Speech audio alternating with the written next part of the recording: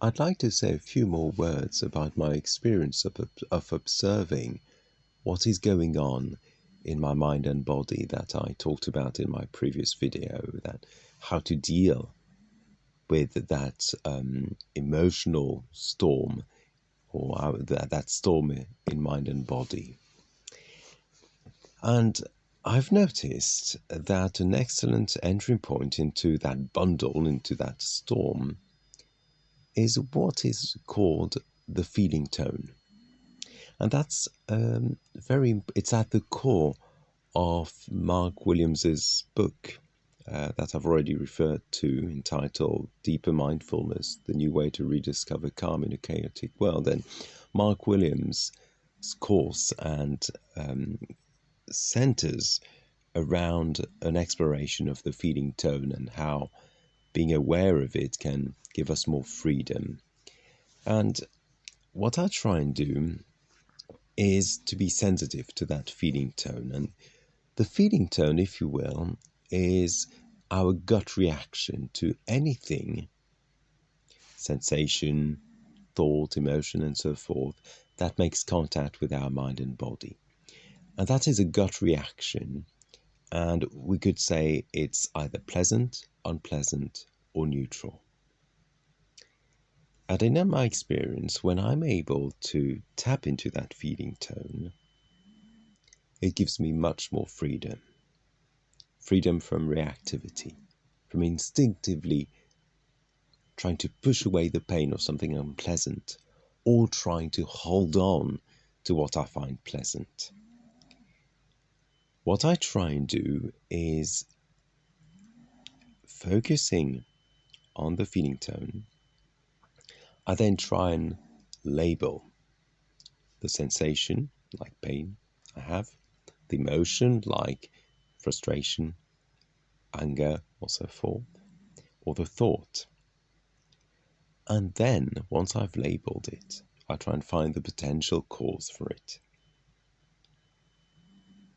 or the trigger, if you like.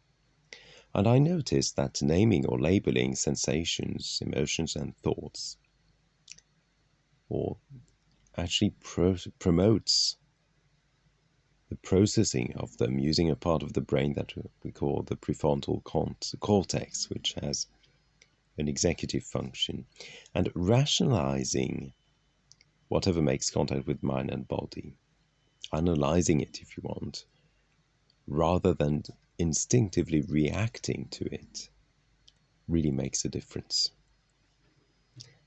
And I'd like to give you a trivial example, if you want, instead of talking about something rather distressing or upsetting. If you think about fish in batter, if you like it, or chocolate. I love chocolate, especially dark chocolate with very little sugar. It's quite bitter, but I absolutely crave it. And I made a little experiment a few days ago. I decided before eating chocolate how much I would take. And then, as I was eating it, it was very pleasant. The feeling tone was very pleasant. And I noticed just after that the craving for more, because I knew that, well, the chocolate was melting and soon it would be gone. And because I like it, I would want some more. And I was able to notice the pleasant feeling tone and then the reaction to it, which was that craving for more, trying to hold on to it because I liked it. And being able to notice the pleasant feeling tone and then the craving helped me get freedom from reactivity instead of trying to hold on to it and keep holding on to it or blaming myself for wanting some more or having that craving. I was able to savor the experience and let go. Not to keep craving for more or feel sorry there wasn't more or blaming myself for liking chocolate and eating too much of it. Yeah, I know it sounds a bit trivial to be talking about our reaction to chocolate, for instance, or something, a treat that we enjoy, but I think it's a nice experiment to make. You start with something that is not too overwhelming or overbearing, and once you you work on the feeling tone with simple things like eating treats, your reaction to treats. It can help you to then deal with more difficult emotions, like when you feel overwhelmed or a lot of pain and so forth. And something that Mark Williams shares in his book is when you notice the feeling tone and your reaction to it, the craving or the trying to push away, he suggests that you add a phrase going along the lines of it's okay to like this when it's something pleasant, or it's okay not to like this. And by saying this on an out of breath, it allows you to let go. That way you can savor the pleasant without craving for more, and you can also not push away what is more difficult. It also allows you to realize the potential cascade of emotions that could be triggered by a simple feeling tone, whether positive, whether pleasant or unpleasant.